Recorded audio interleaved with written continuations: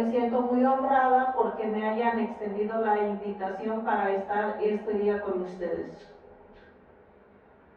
A mí me pidieron que eligiera un tema para hablar sobre la Constitución, ¿no? Y entonces empecé a revisar porque la Constitución es lo que le da vida a este país y se nutre de nuestros sueños, se nutre de nuestras aspiraciones, se nutre de nuestras necesidades. Después de revisar y revisar y revisar, creo que me tardé muchos días para decidir el tema. Elegí la cuestión o el tema del feminicidio. Y no es que esté proponiendo algo novedoso, porque ya hay algunas propuestas presentadas por personas pues, de muy alto rango, digamos, algunas diputadas y diputados, ¿no? Y bueno, yo saber, se atreve a hacer un análisis sobre cómo está el estado de la cuestión en materia de feminicidio.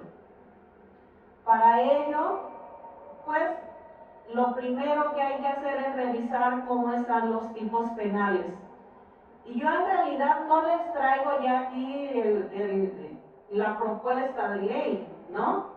Yo les traigo el gusanito de la duda para que todos estos funcionarios del Poder Ejecutivo arrastren lápiz y se pongan a estudiar y hacer una propuesta de reforma.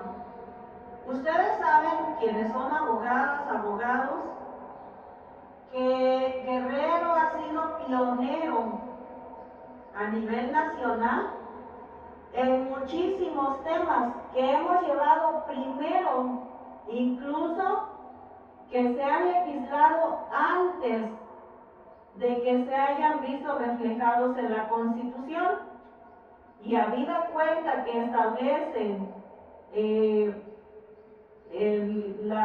principio que nada estará por encima de la Constitución, claro, salvo que sea en favor de los derechos humanos. Ahí sí podemos ser más extensos, ¿verdad?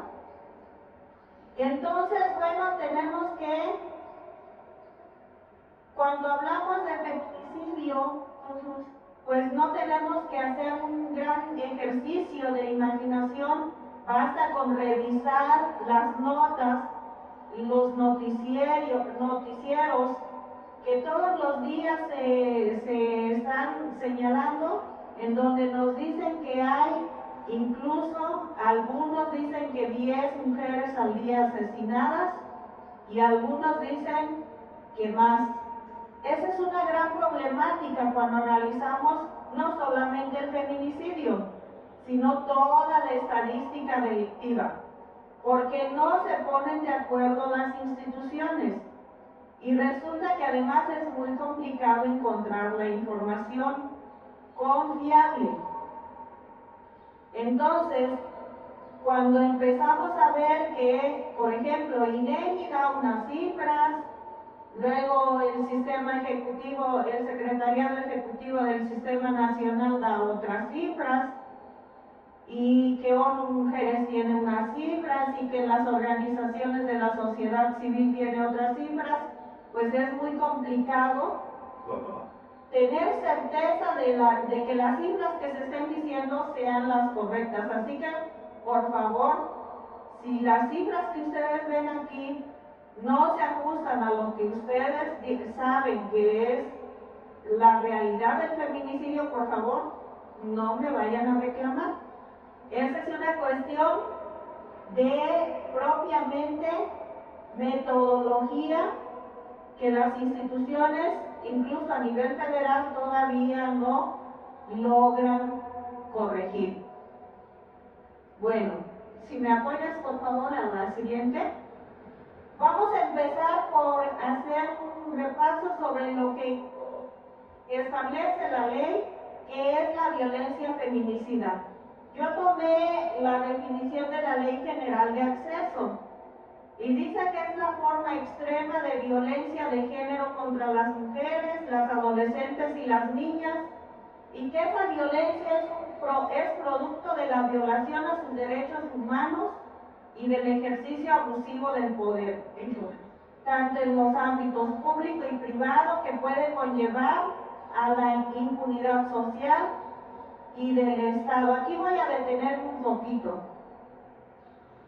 Cuando la antropóloga Marcela Lagarde lleva a la Cámara la propuesta de que se tipifique el feminicidio, ella modifica el término para adicionarle un elemento que en los países latinoamericanos e incluso los países, Estados Unidos más bien, no lo tienen contemplado.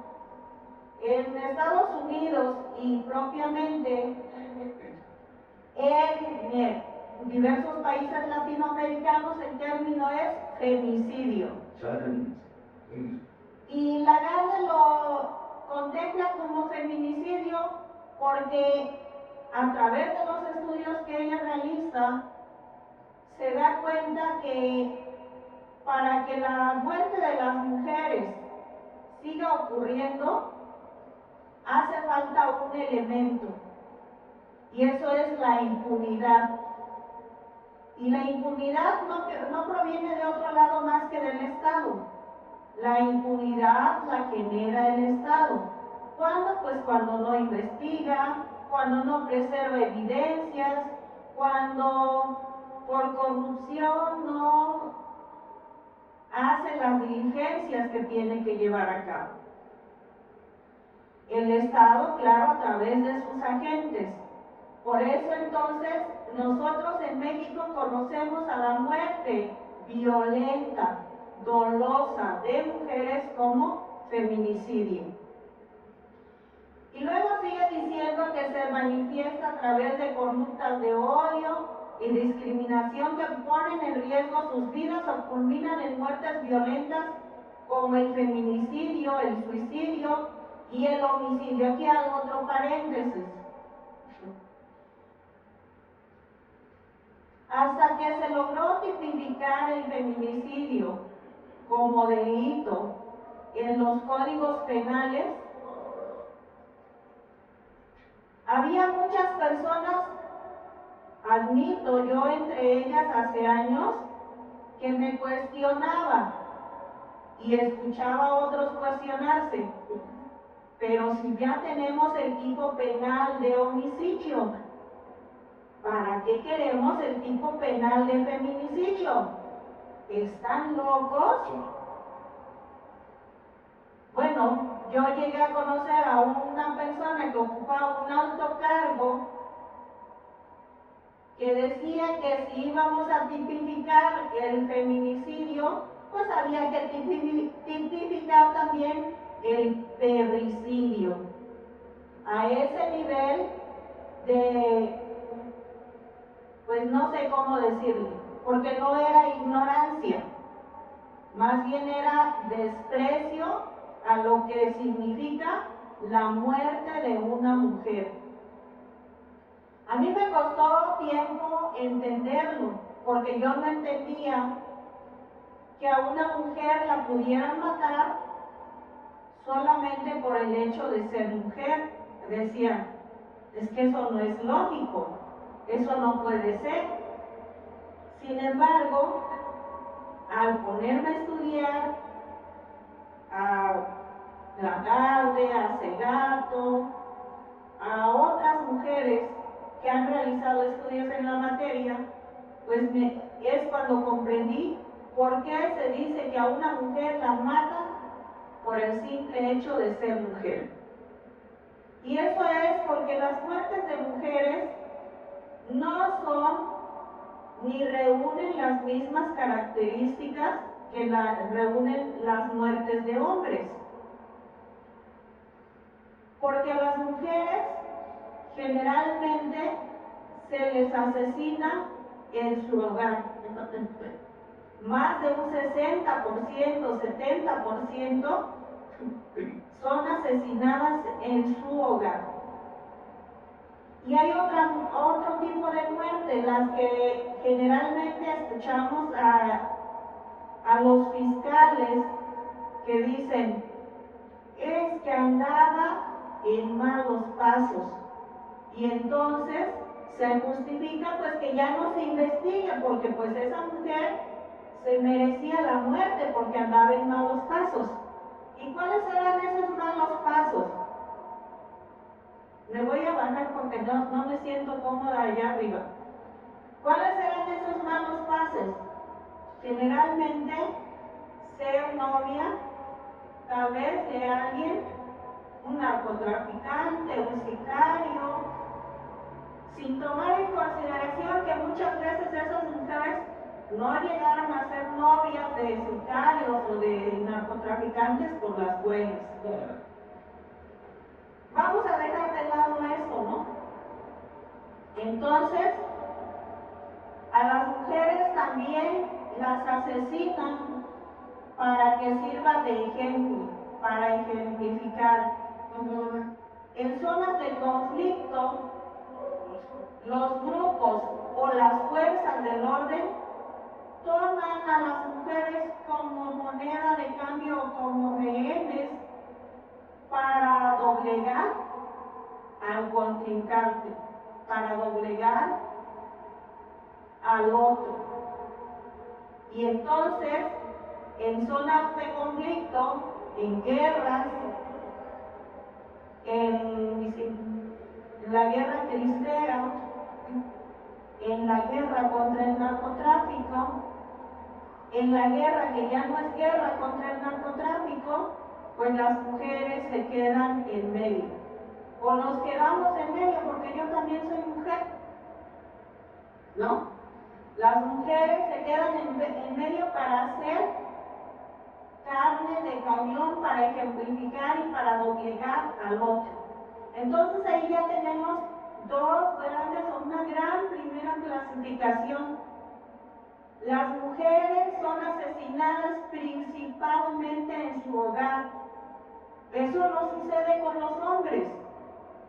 Y por el otro, en una situación de conflicto, a las mujeres se les toma como moneda de cambio para ejemplificar. Entonces tenemos esa gran distinción. Lo aclaro porque también hay muchas personas que luego dicen, cuando se enteran que asesinaron a una mujer y dicen, ah, bueno, pero es que la mató su marido. Es que seguramente dicen que le ponían los cuernos. Bueno, pues eso proviene de una percepción de la cultura machista que visualiza a las mujeres como pertenencia de, y como pertenece a, bueno, entonces yo puedo disponer de su vida. Bueno, continúo con esto. Dice, y otras formas de muerte evitables y en conductas que afecten gravemente la integridad, la seguridad, la libertad personal y el libre desarrollo de las mujeres, las adolescentes y las niñas. Las muertes de mujeres derivan, la violencia feminicida es un proceso, no se da de la noche a la mañana. No es que un día llegó el marido y dijo, ah, bueno, ahora me las vas a pagar y te voy a matar y ya. No, dice Marcela Lagarde, es un continuum de violencia, que puede empezar por la violencia más sencilla hasta culminar con la violencia feminicida. Pero además, no solamente conlleva la muerte a manos de la otra persona, porque puede ser que esa mujer no encuentre otra salida y determine quitarse la vida.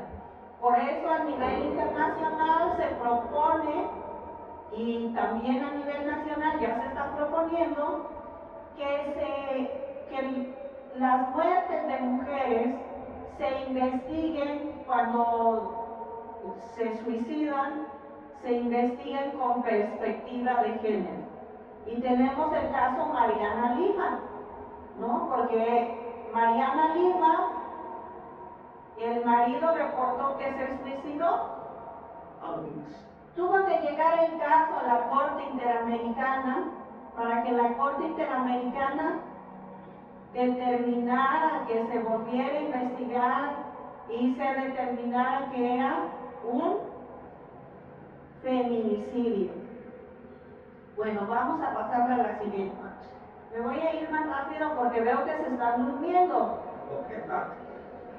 Quien quiera preguntar o decir algo, puede hacerlo, Y bueno, si vamos a hablar de la violencia contra las mujeres y por qué las mujeres hablamos tanto de feminicidio y tanto de violencia contra las mujeres, bueno, yo nada más les pongo aquí algunos datos por la aclaración que les mencioné hace un momento. En realidad, yo tampoco estoy segura de que esas sean las cifras correctas, ¿no? Pero, según esas instituciones que ustedes pueden ver acá, en 2022, esas son cifras globales. Al menos 4.050 mujeres fueron víctimas de femicidio o feminicidio. Pero México es el que se lleva la estrella, porque México pone una cuota demasiado alta para alcanzar las cifras globales de feminicidio. México es uno de los países con mayores tasas de homicidios intencionales en América Latina, con una cifra de 28 víctimas por cada 100.000 habitantes, según datos del INEGI, y 27 por cada 100.000, de acuerdo al Secretariado Ejecutivo del Sistema Nacional de Seguridad Pública. Aquí tenemos otros datos. Este dato es de ONU Mujeres. Dice que de 1990, y es de México estas cifras, se han registrado, son globales. Se han registrado 343.611 muertes accidentales y violentas de mujeres. Luego pongamos atención en las dos últimas cifras aquí, 24.561 suicidios y 60.509 homicidios de funciones femeninas con presunción de homicidio, es decir, muertes violentas de mujeres que no se investigaron como feminicidio. Y en México, en 2021 se registraron 3.761 mujeres víctimas de homicidio doloso y feminicidio, y de ellas 2.744 fueron homicidios con presunción de feminicidio y 1.017 feminicidios. ¿Me ayudas con eso? En 2022 estas son las cifras: 947 feminicidios y 2.807 homicidios dolosos con presunción de feminicidio.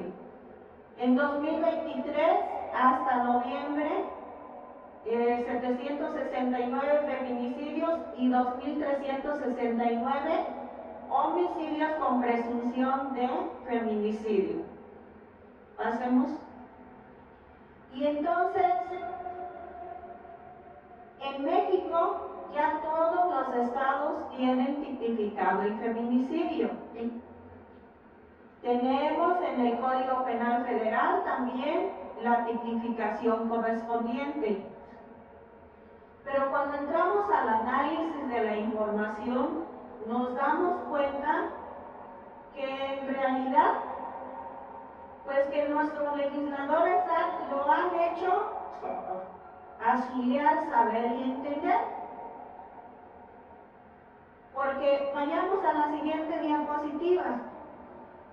Empezando por la sección en donde ubicaron el tipo penal. Pasemos a la siguiente. Aquí tenemos, por lo menos eso es lo que yo identifiqué. Obviamente esta información puede pulirse y puede venir otro experto y darle una repasada y decir, bueno, yo sabes, se equivocó aquí, aquí, aquí, ¿no? Yo encontré 11 diferentes secciones. Una, delitos contra la vida y la integridad corporal. Y ahí vienen los estados y el código penal, ¿no? En esa primera parte. Ahí en esa encontramos a Guerrero. Luego otra sección, figuras típicas dolosas. Otra, delitos contra la vida, la salud personal y dignidad humana. Delitos por razones de género. Y vienen algunos muy parecidos, pero los quise desagregar. Delitos contra la vida, algunos nada más, delitos contra la vida y la salud personal, delitos de violencia contra la mujer en razón de género, contra la igualdad de género y la igualdad de la mujer, delitos contra el derecho a una vida libre de violencia y por fin, en el último Tlaxcala, que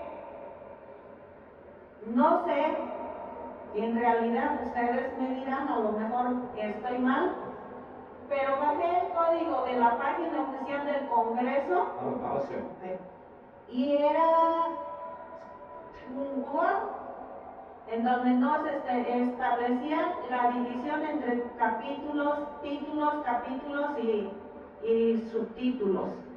Entonces, lo ubiqué ahí sin mención de título y capítulo.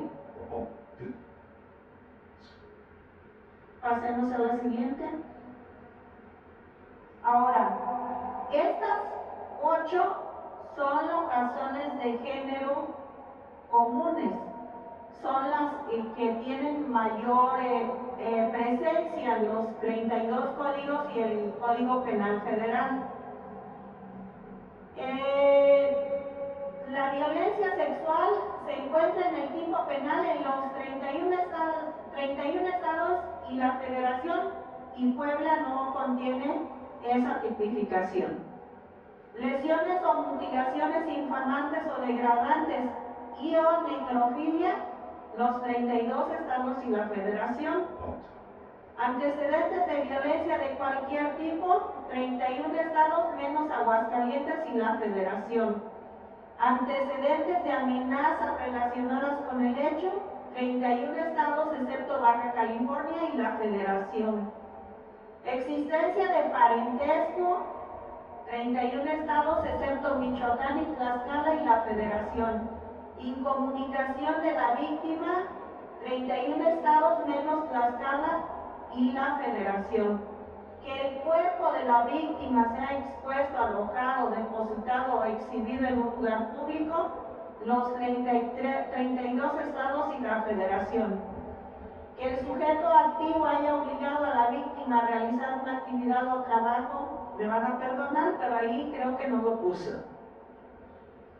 Entonces, pero esta sí es una razón de género, son 8 que aparecen en la mayoría de los códigos. Pero de ahí para allá, si me pasamos a la siguiente, además de esas razones de género se identificaron muchísimas otras razones que en algunos casos están consideradas en las principales razones de género como agravantes. Y entonces, por ejemplo, aquí solamente quien quiera tener el documento lo tengo en Word, donde ya se establecen cuáles son esas razones. Aquí solamente hago como un recuento. Aquí vienen por estado cuántas razones de género, además de las principales, se adicionan. Tlaxcala queda de ver. Tlaxcala solamente tiene 5, cuando el promedio son 7. Baja California y todos los estados que ven ahí tienen 7. Ahí estamos nosotros, tenemos 7 razones de género.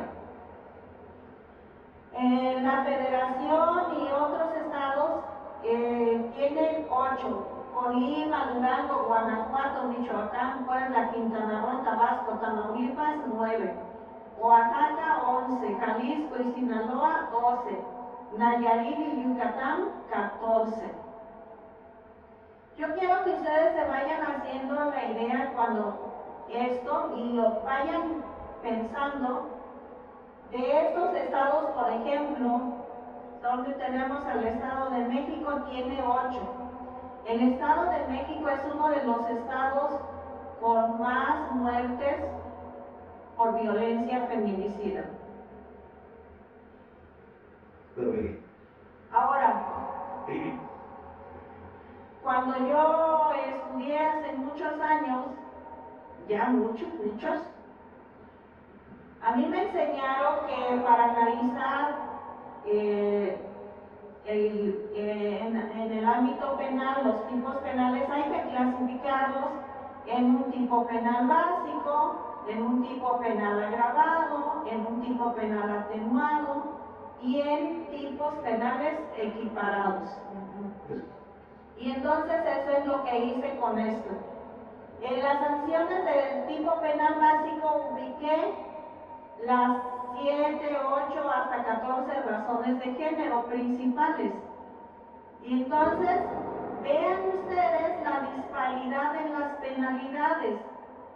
Empezamos, la más baja es de 25 a 50 años,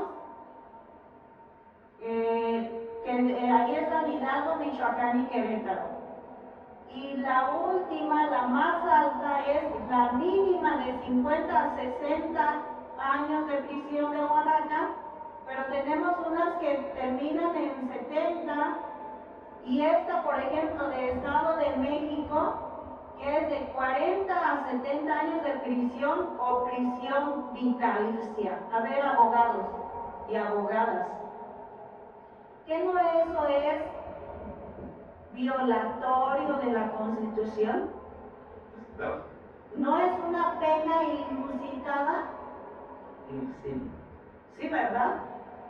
Parece como que se ve que es una pena inusitada. Pues es una pena inusitada. ¿Cómo que prisión vitalicia? Es incluso inconstitucional, ¿no? Porque va en contra de lo que dispone la Constitución.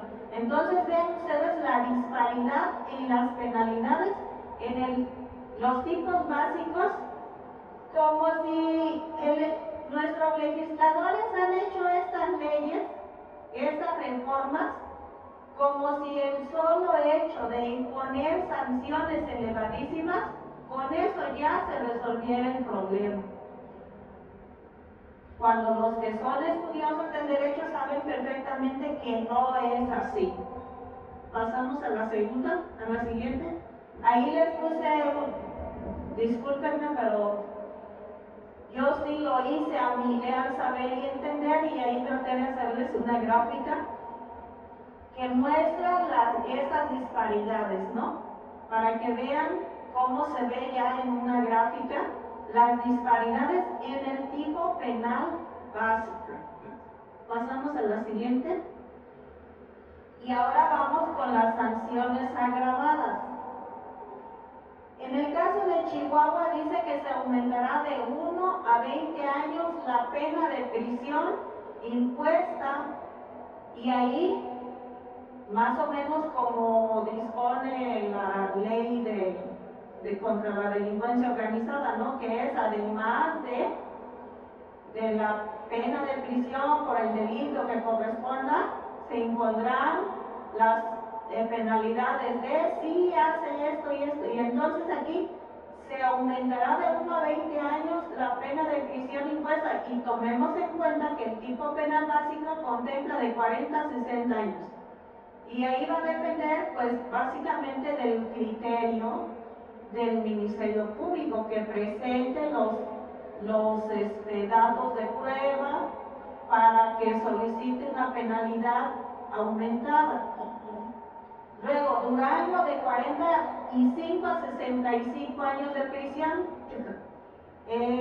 Guanajuato, a ver cuál es la que tiene pena más alta.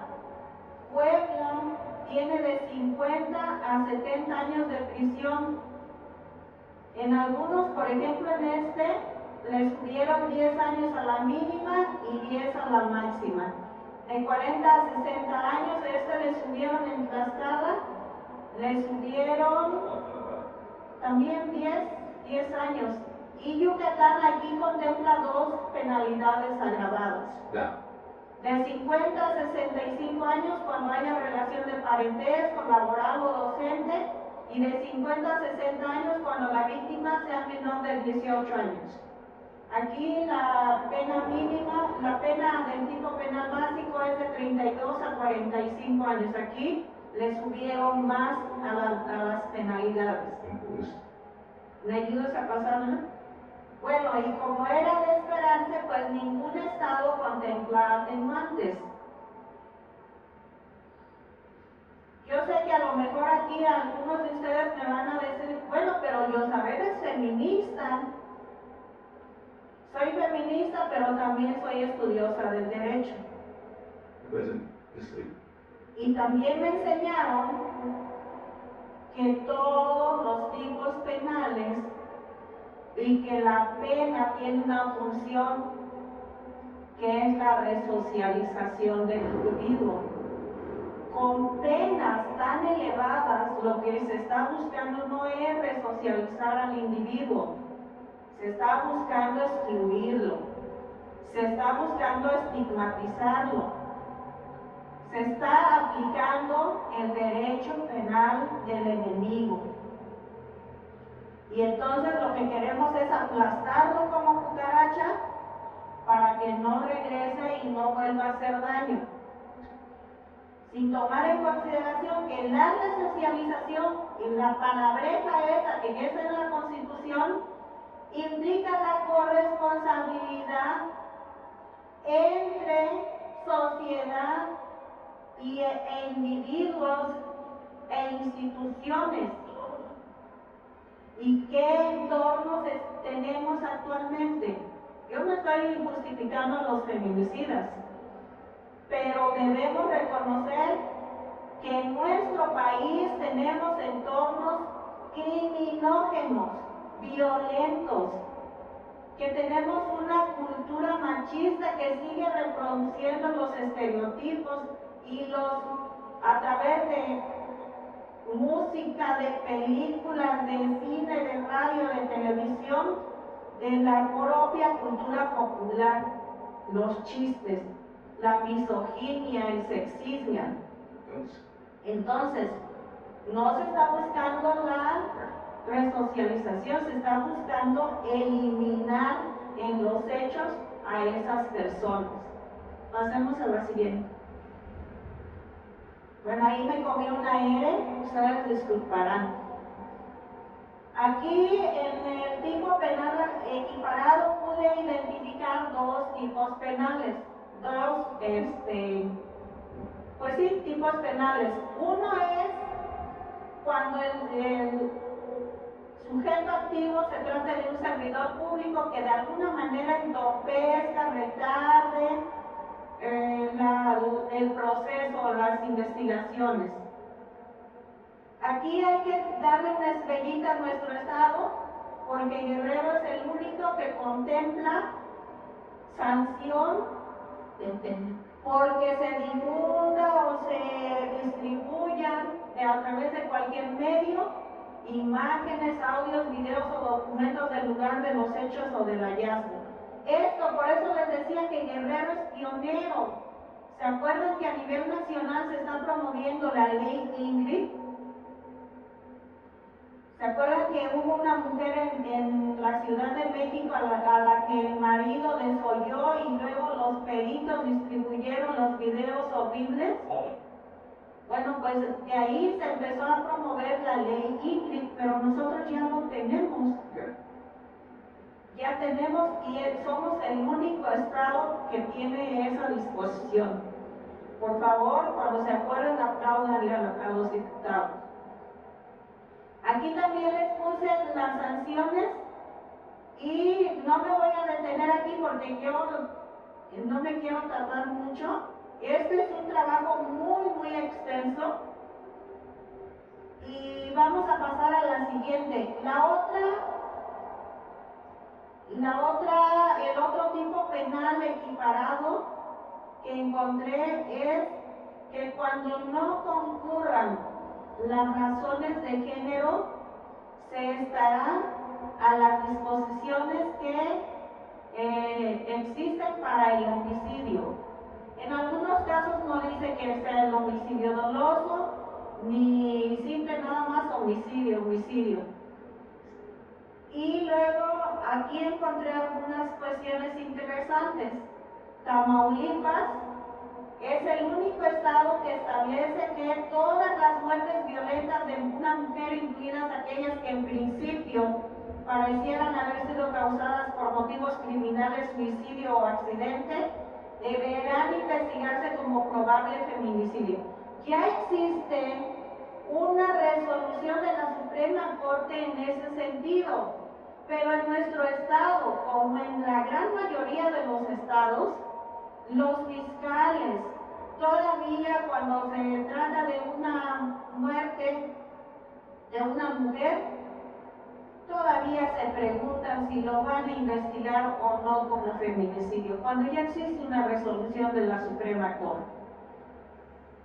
Luego, encontré también que muchos estados tienen tipos penales en blanco, es decir, que solamente hace mención y remite a otro, y entonces ahí tiene que andar buscando a cuál tipo penal se refiere. Y luego también encontré estados que no contienen disposición alguna cuando no se acrediten las razones de género. Y en el caso de San Luis Potosí también hay una disposición interesante. Tiene sanción para cuando se presuma que la muerte de una mujer es feminicidio, obviamente por las evidencias, los indicios que presenta el cuerpo, que tenga signos de violencia sexual, etcétera, y que pueda seguirse investigando, tiene la prohibición, bueno, lo deja a criterio del MP, que evite la cremación. Pero dice que si autoriza la cremación con esas evidencias será sancionado. Entonces también hay que tomar en consideración eso. La siguiente, por favor. Bueno, yo ya estoy terminando.